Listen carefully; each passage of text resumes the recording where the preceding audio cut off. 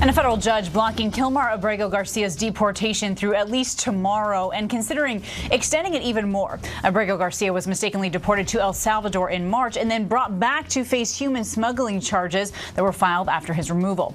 He's pleaded not guilty, and now he's back in ICE custody, and the Trump administration is threatening to deport him again, this time to Uganda.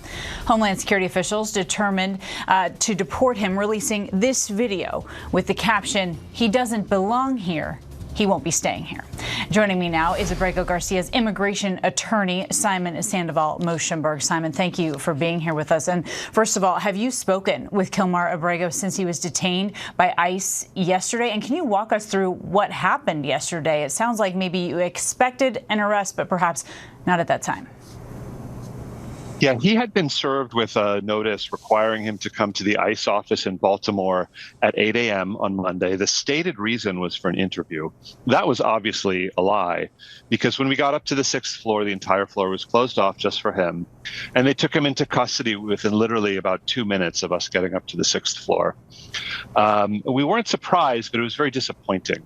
There was no need for them to take him into custody. He was already on electronic monitoring, essentially the equivalent of house arrest.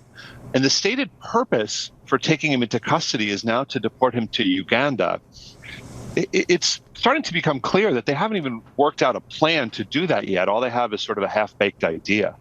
So that's why we had to rush into court to ensure that no deportation would take place to any country, whether it's Uganda, whether it's London, England, if that country has not provided sufficient assurances that they won't redeport him on to El Salvador, the country where he was already tortured earlier this year.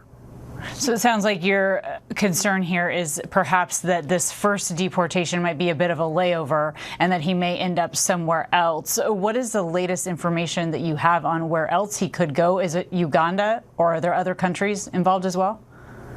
Well, interestingly, just as recently as last week, we received, and the U.S. government received, an offer of refugee status for Mr. Abrego Garcia from Costa Rica, which would have assured that he could live in Costa Rica, free from custody, and most importantly, again, guaranteed that he would not be redeported to El Salvador. So that's obviously we don't consider that justice. It's not what he wants, but it's certainly an acceptable outcome, right? So if the government's stated goal here is to get him out of the country as quickly as possible, why don't they send him to the country that he would already agree? We could work that out this week. Instead, they're beginning what's going to be a long knockdown, drag-out, protracted fight over whether they can deport him to Uganda. It just goes to show that what they're really doing here with the immigration process is punishing him, right? It's not about trying to get him out of the country quickly. It's about trying to punish him.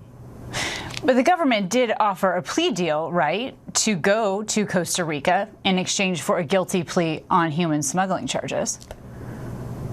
Yeah, I can't really talk to the plea negotiations since I don't represent him in his criminal defense matters. But the deportation system generally is a civil system. It's not supposed to be used to kind of twist someone's arm in the criminal justice system, right? It's supposed to essentially, if someone no longer has permission to be in the country, deportation is used to remove them from the country. But the notion that they're going to use which country someone is deported to as sort of a hammer to try to get them to do this, that, or the other thing, that's completely impermissible. And it's clearly what's happening here. We know the DHS posted a video of your client being escorted by officers. There's another post calling him a Ugandan man. What is your response to these posts? Yeah, I mean, it'd be nice if we had a government that takes serious matters seriously, but clearly we don't.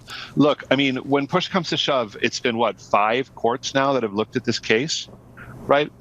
Since the immigration judge in 2019 all the way through to the U.S. Supreme Court in April, and now 2 judges in the Middle District of Tennessee just last month.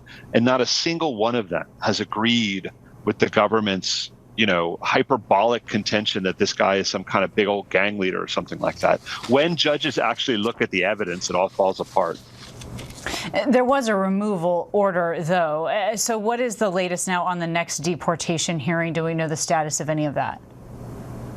So tomorrow morning, we're going to be back in front of the district court in Maryland just to set a schedule, just to set a calendar for the case. But the judge has ordered that he not be removed from Virginia. He's currently detained at a detention center in Virginia.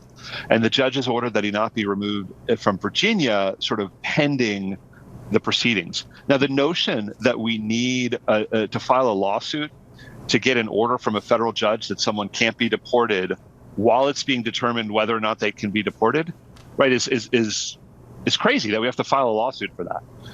But, that's where we are these days. So that's what we did.